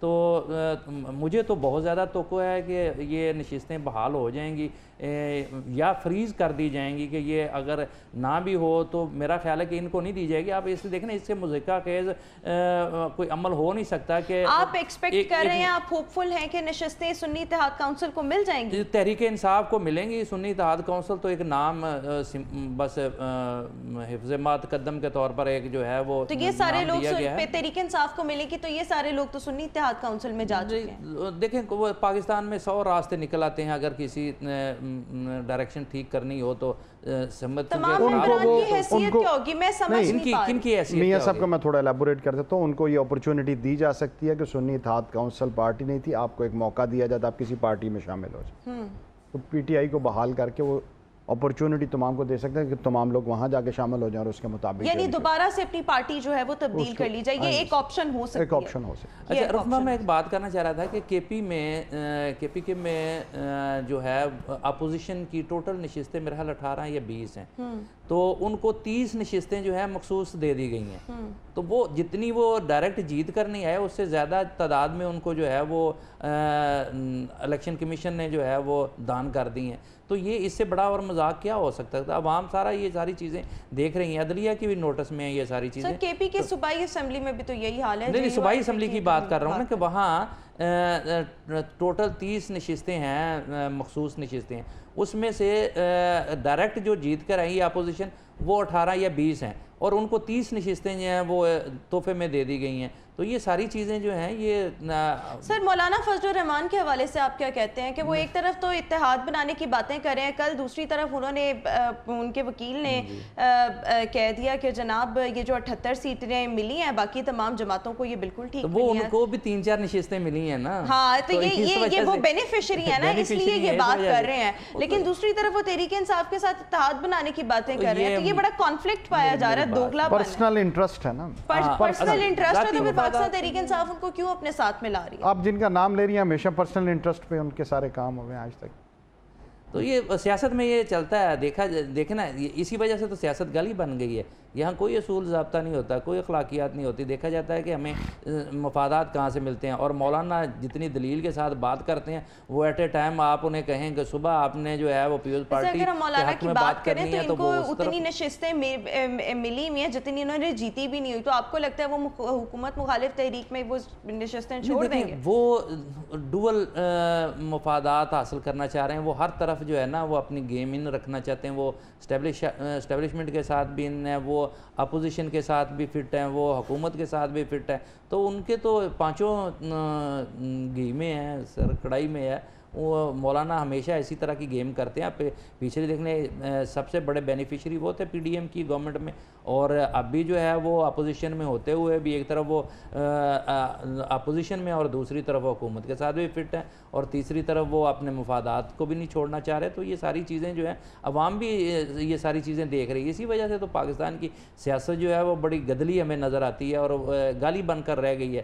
کیونکہ ہمارے یہاں سمجھا جاتا ہے جو سب سے جھوٹا ہوتا ہے اسے کہتے ہیں یہ بہت سیاسی ہے. اور جو دیکھیں لیڈرشپ جو ہوتی ہے نا وہ کردار کا نام ہوتا ہے، کریکٹر کا نام ہوتا ہے. وہ عوام اس کو فالو کر رہے ہوتے ہیں کہ اچھا یہ، اور اس کو رول ماڈل ہونا چاہیے. لیکن بدقسمتی سے یہاں جو حال ہے ہمارے سیاستدانوں کا، اور یہاں جو اس وقت پاکستان کے پریزیڈنٹ ہیں وہ کہتے ہیں جی کہ یہ کوئی حدیث نہیں ہوتی، سیاسی بیان جو ہیں وہ بدلتے رہتے ہیں.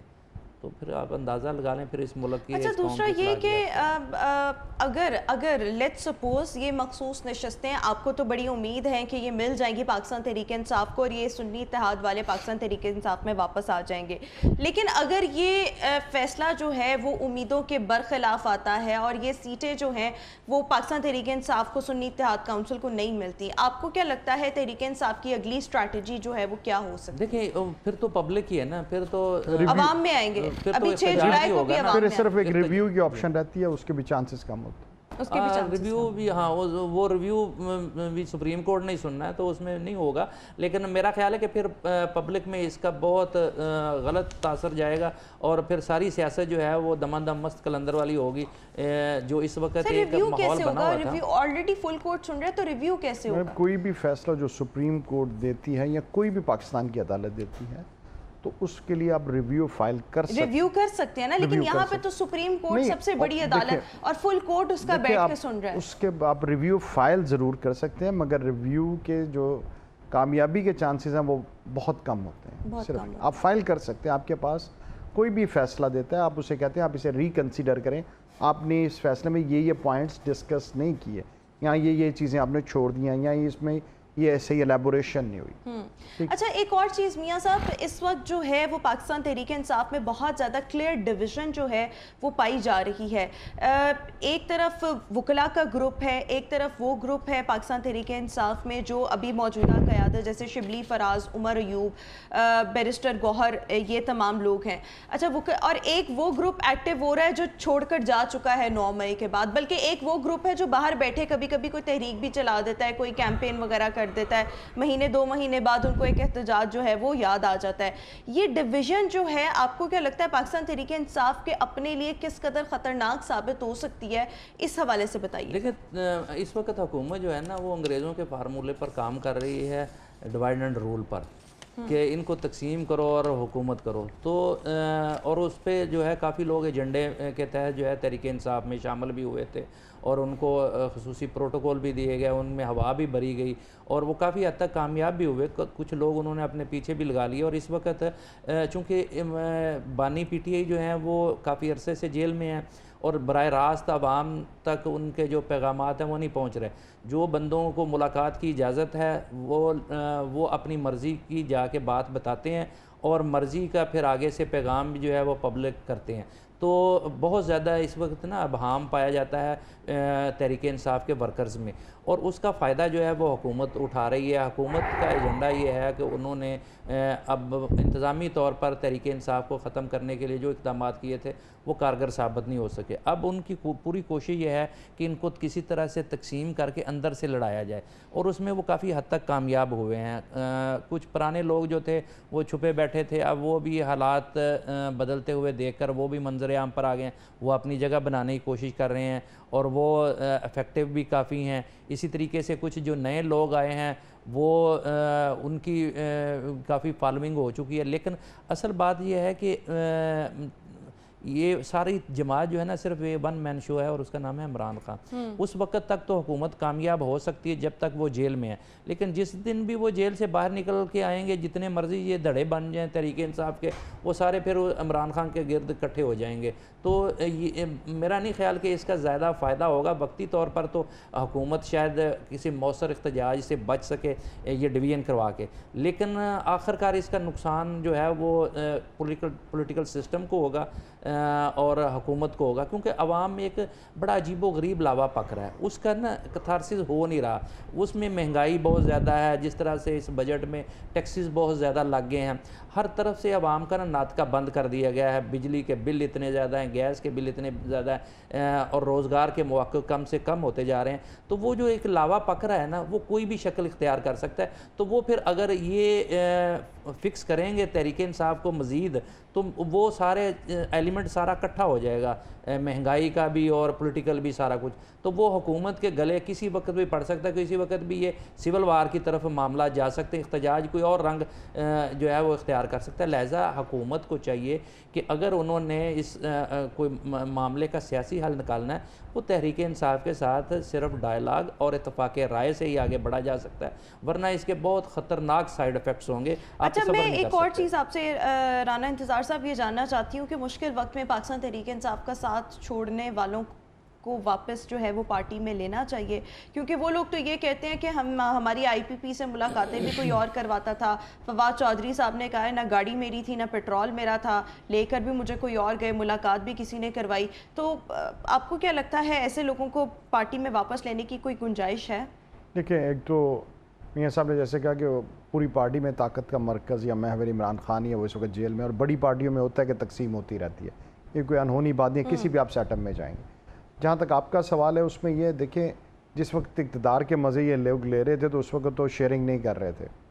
تو میرا ذاتی خیال میں یہ تو ایکسکلوسیو پارٹی کا اختیار ہے. ویسے تو ایسے لوگوں کو بالکل نہیں لینا چاہیے کہ مشکل وقت آئے تو وہ پارٹی چھوڑ جائیں, اور جب اقتدار کے آئے یا کوئی نارمل حالات ہو تو پارٹی میں واپس آ جائیے. تو پھر پارٹی کا ایکسکلوسیو اپنا ڈیسیژن ہے, مگر کیونکہ سیاسی ہوتے ہیں فیصلے, سیاسی پارٹیاں جو ہے نارملی ایسی چیزیں جو ہے ان کو ایکسیپٹ کر لیتی ہیں. تو اب یہ تو ایکسکلوسیو جو ہے پارٹی کا اپنا اختیار ہے. اچھا میاں صاحب, ماضی میں ہم نے فارورڈ بلاکس جو ہیں وہ مختلف سیاسی پارٹیز میں بنتے دیکھے, ایون ہم نے نون لیگ میں بھی فارورڈ بلاک بنتے دیکھا, اور بعد میں یہی فارورڈ بلاک جو ہے ایک نئی سیاسی جماعت کی شکل اختیار کر جاتے ہیں. What do you think, Pakistan Tehreek Insaf میں کوئی فارورڈ بلاک بن سکتا ہے؟ 21 اراکین اسمبلی ہیں جنہوں نے انڈیا بھی دیا فارورڈ بلاک بنانے کا, تو ڈو یو تھنک ایسا ہو سکتا ہے؟ اگر پشت پناہی ہو تو بہت کچھ ہو سکتا ہے. پاکستان میں ہم نے دیکھا ہے راتوں رات جماعتیں بھی بن جاتی ہیں, ان کو پھر اتنا موثر بھی کر دیا جاتا ہے, اقتدار بھی انہیں دے دیا جاتا ہے. تو پاکستان میں کوئی چیز بعید نہیں ہے, لیکن تحریک انصاف کا معاملہ کچھ اور ہے. یہ کوئی جو ہے نا, جس طرح میں نے پہلے کہا کہ یہ صرف عمران خان کے گرد گھومتی ہے, تو وہ جو سیاسی رہنما تھے نا, ان کے ہاتھوں سے بات نکل کے یہ پبلک اور ڈائریکٹ لیڈرشپ کے درمیان ہے, وہ درمیان میں کسی چیز کو حائل نہیں ہونے دیتے. تو یہ بالکل ایک مختلف اس وقت سینیریو ہے تحریک انصاف کا. لیکن ایک بات میں آپ کو بتاؤں, عمران خان نے بہت غلطی کی تھی 2018 میں اور 2013 میں, کہ انہوں نے 2013 میں تو خیر انہوں نے درست ٹکٹ دیے تھے, میرا خیال 2018 میں انہوں نے الیکٹیبلز کو ٹکٹ دیے تھے. اب ان کے پاس ایک پھر موقع ہے کہ وہ نئی لیڈرشپ, دیکھیں لوگ جو ہیں نا وہ متنفر ہو چکے ہیں روایتی سیاستدانوں سے. اچھا ان کے پاس ایک بہترین موقع ہے کہ وہ نا فریش لوگوں کو سامنے لے کر آئیں، نئی لیڈرشپ کریٹ کریں اور وہ نوجوانوں پر مشتمل ہو، جیسے بھی لوگ ریزنیبل لوگوں کو جو ہے نا موقع دینا چاہیے. اور تحریک انصاف کے پاس یہ اس وقت ایسے چانس بن گیا ہے وہ جس پر بھی ہاتھ رکھیں گے وہ انتخابات جب بھی ہوتے ہیں اس میں یا خان صاحب جس کو بھی ٹکٹ دیں وہ کامیاب ہو جائے، اسپیشلی جس ڈگر پر پاکستان میں الیکشنز ہوتے ہیں. حالات بدلنے کا نا پتہ نہیں چلتا. انہوں نے جب پی ڈی ایم نے جب ان کی عمران خان کی حکومت ختم کی تھی نا تو اس وقت یہ کہہ رہے تھے کہ جی یہ دیکھنا لوگ مٹھائیاں بانٹیں گے اور یہ کہیں نظر نہیں آئیں گے، یہ تو ممی ڈیڈی کلاس کی جماعت ہے. لیکن وہ کیا ہوا کہ ایک سائفر نے جو ہے معاملہ سارا الٹ دیا اور وہ الٹا جو ہے ان کی پاپولیرٹی بڑھ گئی حکومت میں. وہ تو سارا سر جھوٹ پر مبنی ہے، ڈرامہ رچایا گیا. بالکل ایسا ہی تھا، لیکن میں آپ کو نا پبلک سینٹیمنٹ بتا رہا ہوں نا کہ لوگوں کے توقعات جذبات کوئی بھی شکل اختیار کر سکتے ہیں. تو آج تو تحریک انصاف جو ہے دیکھیں وہ بلندیوں میں اڑ رہی ہے، اس میں کوئی شک نہیں ہے، وہ پاپولیرٹی اس کی بہت عروج پر ہے. لیکن کل کو کیا ہو جائے اگلے دن کا پتہ نہیں. یہاں چلتا ہی کوئی ایسا بلنڈر کر بیٹھے ہیں بانی پی ٹی آئی تو ان کے خلاف ہو جائے. پبلک تو کچھ کہا نہیں جا سکتا، لیکن ابھی فی الحال جو ہے گیم ان کے ہاتھ میں اور وہ پاکستان کی سیاست میں اس قدر فٹ ہو چکے ہیں ان کی گوٹی کہ ان کے بغیر یہ کھیل ممکن نہیں، آگے چل نہیں سکتا. اچھا ایک رانا انتظار صاحب میں آپ سے یہ چیز جاننا چاہ رہی ہوں. فواد چودھری صاحب کہہ رہے اسٹیبلشمنٹ کے علاوہ اگر پیپلز پارٹی اور نون لیگ بھی نہ چاہیں تو خان صاحب باہر نہیں آ سکتے. تو کیا اسٹیبلشمنٹ کے علاوہ پیپلز پارٹی اور نون لیگ کا راضی ہونا بھی خان صاحب کی رہائی کے لیے ایک امپورٹنٹ فیکٹر ہے؟ پہلے تو میرا خیال ہے یہ سوال آپ کو فواد صاحب سے پوچھنا چاہیے کہ نہیں انہوں نے تو یہ کہا ہے، لیکن آپ سے ہم پوچھتے ہیں کہ کیا نون لیگ اور پیپلز پارٹی امپورٹنٹ معاملہ تو عدالت میں میرا نہیں خیال کہ جتنے لوگوں کے آپ نے نام لیا ان میں سے کوئی بھی یہ کام کر سکتا ہے. صرف اسٹیبلشمنٹ صرف جو کر سکتے ہیں وہ آپ کو بھی پتہ ہے اور مجھے بھی پتہ ہے. بالکل ٹھیک. اگر وہ راضی ہوں گے تو باہر آئیں گے، ادروائز نہیں آئیں گے. بہت شکریہ رانا انتظار صاحب اور میاں حبیب صاحب ہمارے ساتھ شو کا حصہ تھے. ویوز ابھی ایک بریک، آپ سے ملاقات کریں گے ایک وقفے کے بعد. Welcome back after the break. Views ابھی ہم بات کرنے جا رہے ہیں کریڈٹ کارڈ کا غلط استعمال اور اس سے بچاؤ جو ہے وہ کیسے ممکن ہے. آپ کا کریڈٹ کارڈ کس کس انداز میں غلط استعمال ہو سکتا ہے اور کریڈٹ کارڈ استعمال کرتے ہوئے سود سے ہم لوگ کیسے بچ سکتے ہیں، یہ ابھی ہم ڈسکس کر رہے ہیں. ہمارے ساتھ اس وقت شو میں موجود ہے رانا انتظار حسین sahab. Rana sahab thank you so much for being with us once again. پچھلے سیگمنٹ میں بھی آپ موجود تھے. سب سے پہلے تو جب ہم کریڈٹ کارڈ کے استعمال کرتے ہیں we are so much used to it, ہر کوئی جو ہے وہ کریڈٹ کارڈ استعمال کرتا ہے. What do you think credit card کا غلط استعمال کس کس طریقے سے ہو سکتا ہے؟ دیکھیں ایک تو سب سے پہلے یہ ہے کہ ہم کریڈٹ کارڈ ہو یا ڈیبٹ کارڈ ہو یا بینک انفارمیشن ہو، بینکس بھی آج کل بار بار جو کسٹمرز ان کو کہتے ہیں کہ اپنے جو کریڈینشلز ہیں یا جو انفارمیشن ہے وہ کسی سے شیئر مت کریں. پرابلم آتا ہے صرف یہاں پہ. ٹھیک، حالانکہ پاکستان میں اس کے سیفٹی معیار انہوں نے بہت زیادہ لیے ہیں. انٹرنیشنلی تو آپ جسٹ کارڈ سویپ کرتے ہیں تو ادھر آپ سے کوڈ بھی مانگتے ہیں اگر کسی نے نارملی.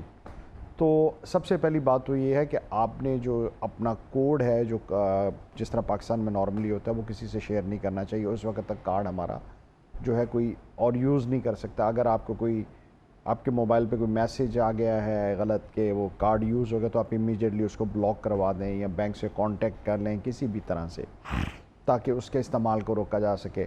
اور انفارمیشن شیئر نہ کریں کیونکہ اگر آپ کوئی آپ کا آن لائن یوز کرتا ہے تو اس کو او ٹی پی چاہیے. ٹھیک ہے، کوئی آپ کے موبائل پہ کوئی لنک آ جاتا ہے تو اس کو جو آپ سمجھتے ہیں کہ آپ کے ریلیونٹ نہیں ہے اس کو کھولنے سے پرہیز کریں تاکہ ان چیزوں سے بچا جا سکے. اور جو آپ سیکنڈ بات کر رہی ہیں کہ وہ انٹرسٹ بیس، آپ نے تو پہلے یہ دیکھنا ہے کہ جو آپ کو کریڈٹ لمٹ دی گئی ہے کریڈٹ کارڈ کی وہ کتنی، اس کو جو ہے جب آپ کریڈٹ کارڈ کو یوز کر لیتے ہیں وہ کتنے دن ہے. نارملی پاکستان میں 51 ڈیز ہے جو میکسیمم ہے، یا آپ کے پاس 30 دن ہے یا 32 دن ہے، جتنا بھی آپ کے پاس ٹائم ہے. اس ٹائم کے اندر اگر آپ ری پیمنٹ کر دیتے ہیں، بینک کو پیسے واپس کر دیتے ہیں تو پھر تو اس پہ کوئی انٹرسٹ نہیں ہے. اس کے بعد جو ہے پھر آپ کو ملٹیپل چیزیں کا سامنا کرنا پڑتا ہے جو آپ کی سوچ میں بھی نہیں ہوتی. لیٹ پیمنٹ چارجز ہیں یا کوئی اور چیزیں ہیں، وہ چاہے ایک دن بھی لیٹ ہو جائے تو اگر آپ اس لمٹ کے اندر رہیں تو پھر کسی قسم کا جو کوئی بھی چارجز آپ کو پے نہیں کرنے پڑتے جو بینکس میں. اس کے علاوہ اس میں ایک اور چیز ہے کہ اگر آپ کی پیمنٹس لیٹ ہو جاتی ہیں جو ہمارا نارملی ہوتا ہے کہ وہ بینک والے کہتے ہیں جی آپ کے ذمہ اتنے پیسے ہیں، تو وہ اکثر بینک آپ سے غلط بیانی سے کام لیتے ہیں. تو بینک والوں کی وربل باتوں پہ آپ نے نہیں جانا. اگر لیٹ سپوز وہ آپ کا کیا دیتے ہیں جی آپ کے 5 لاکھ، آپ 6 لاکھ ذمہ ہو گیا، کوئی لیٹ پیمنٹ چارجز ہیں، کوئی سر چارج آ گیا، کوئی ٹیکس، تو ان سے آپ نے اسٹیٹمنٹ ضرور لے. ٹھیک ہے. ٹھیک ہے. وہ کیونکہ اگر آپ کے ذمہ 5 لاکھ ہے، وہ آپ کو کیا دیتا ہے 2 لاکھ دے دیں تاکہ کچھ پیسے میں نکلوا لوں. وہ غلط بیانی سے کام لیتے ہیں.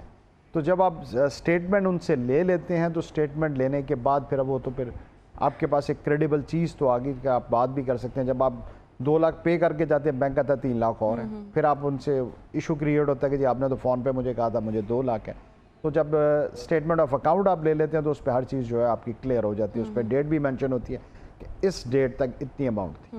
تو پھر آپ جو ہے اس کو پیمنٹ دیں. اگر آپ کا کوئی بینک کے ساتھ ڈسپیوٹ کریٹ ہوتا ہے، پہلے اسٹیٹمنٹ آف اکاؤنٹ لے لیں پھر آپ کو اس کو دیں تاکہ. اچھا، ایک اور یہ چیز کہ چیک کی کون سی اقسام ہے جو ڈس آنر ہو جائیں تو بینک سلپ جو ہے وہ نہیں لگتی، یہ کیا معاملہ ہے؟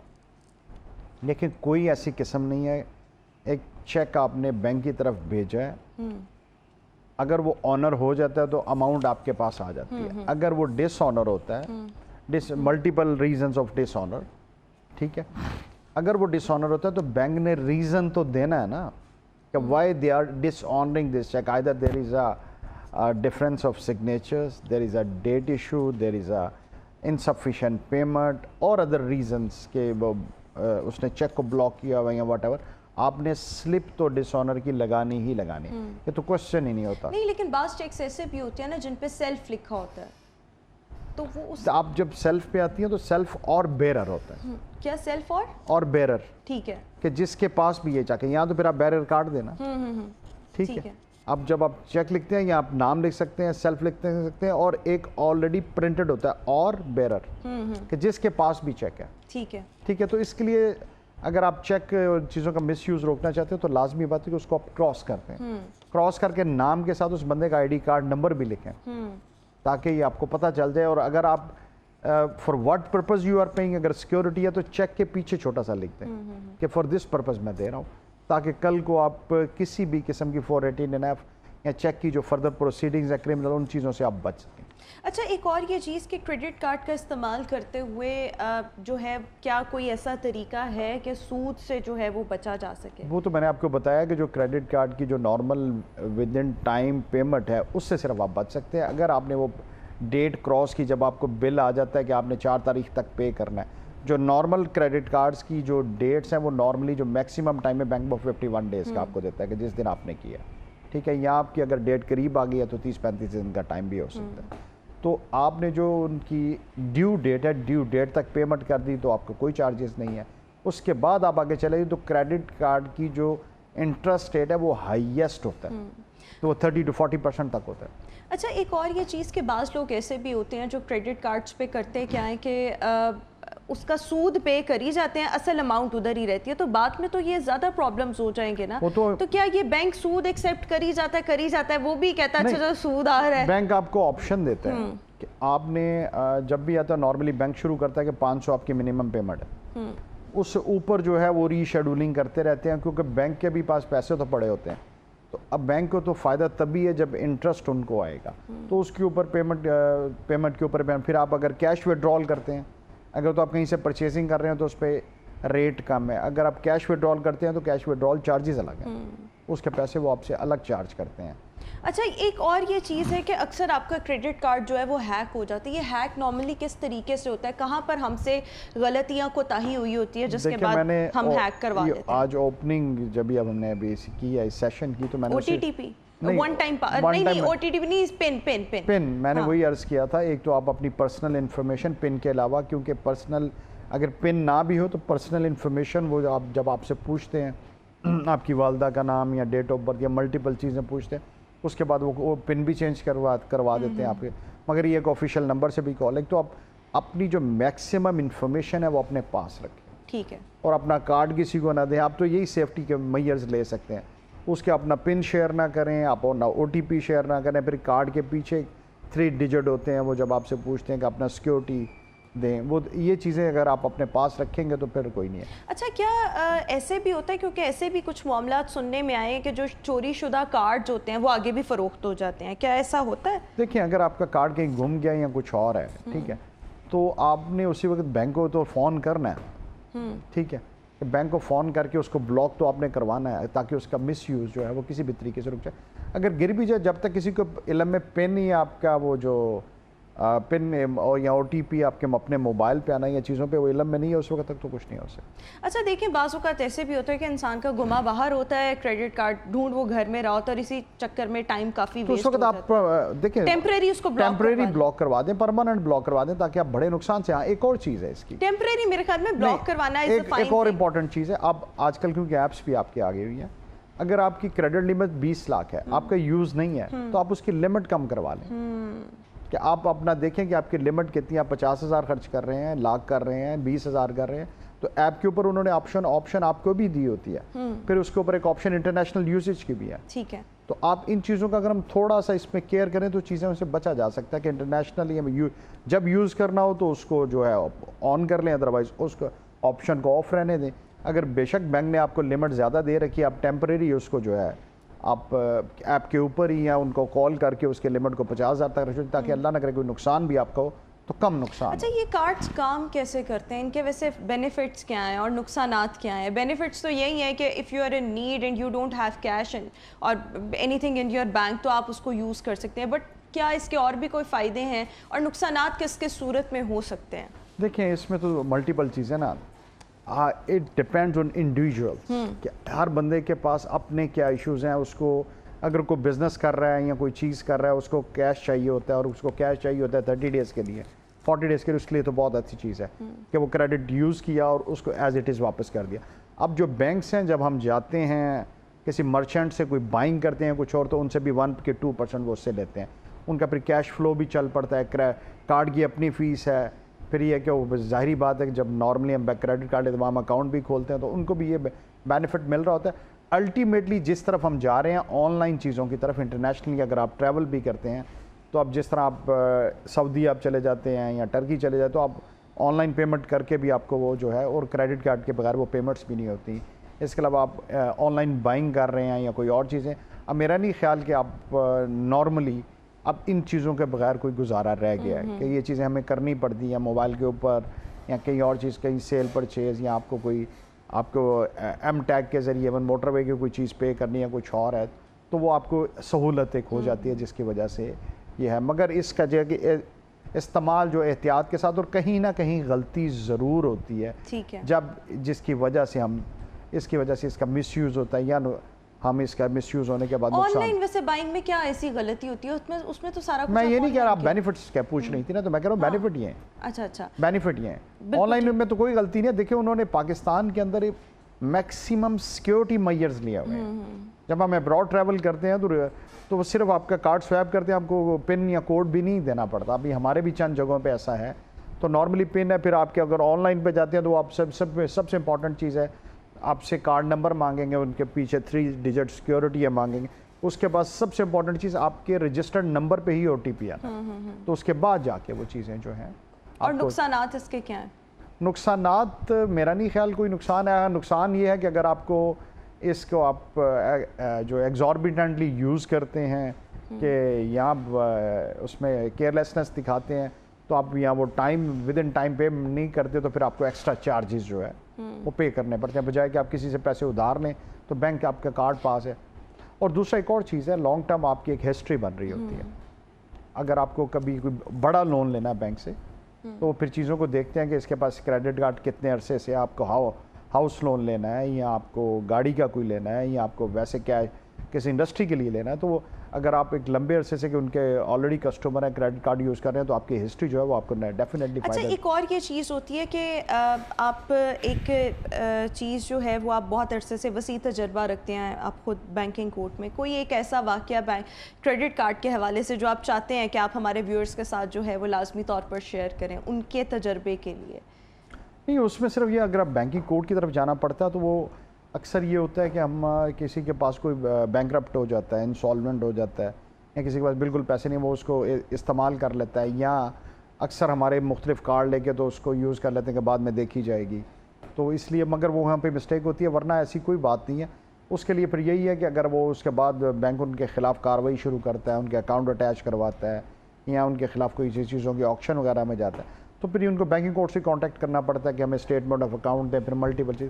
مگر یہ میرا نہیں خیال کہ اس طرح کی چیزوں کی طرف جانا چاہیے، تاکہ آپ کا اپنا اب کیونکہ چیزیں آن لائن ہو گئی ہیں، اب تو ہر چیز بلاک ہو جاتی ہے اگر آپ کی پیمنٹ آپ کسی ادارے کے ذمہ کوئی چیز ہے یا کچھ اور ہے۔ اچھا، ایک بندہ جو بینک کرپٹ ہو گیا ہے تو وہ کس طریقے سے اپنی جان جو ہے وہ چھڑوا وہ تو پھر جیل میں ہی جائے گا اور تو کچھ نہیں کر سکتا۔ نہیں، وہ جیل میں ہی جائے گا، یعنی اس کا کوئی جان چھڑانے دیکھیں، آپ کا؟ نے اگر ایک چیز یوز کی ہے کسی کی، آپ نے کریڈٹ کارڈ سے اگر لیٹ سپوز آپ نے کوئی اماؤنٹ یوز کر لیا، اب نہیں دے رہے، اس کے بعد وہ بینکنگ کورٹ چلے جاتے ہیں، ٹھیک ہے، اس کے بعد وہ اپنا وہاں سے ڈگری بھی آپ کے خلاف ہو جاتی ہے، اگر آپ پیمنٹ نہیں کر سکے پھر آپ کو سول امپریزن میں جانا پڑتا ہے۔ لیکن مین اگر ہم اس طرح کی چیزوں میں سیفٹی کی بات کریں تو یہی ہے کہ ایک تو آپ اپنا جو پن کوڈ ہے وہ کسی کے ساتھ بھی جو ہے وہ شیئر نہ کریں، تاکہ آبویسلی آپ کا کریڈٹ کارڈ جو ہے وہ سیف اینڈ سیکیور رہے۔ فائدے اس کے ڈیفینیٹلی بہت زیادہ ہیں۔ تھینک یو سو مچ رانا انتظار صاحب ہمارے ساتھ آج شو کا حصہ تھے۔ ویوز، اسی کے ساتھ ہی ہمارا آج کا شو اپنے اختتام کو پہنچا۔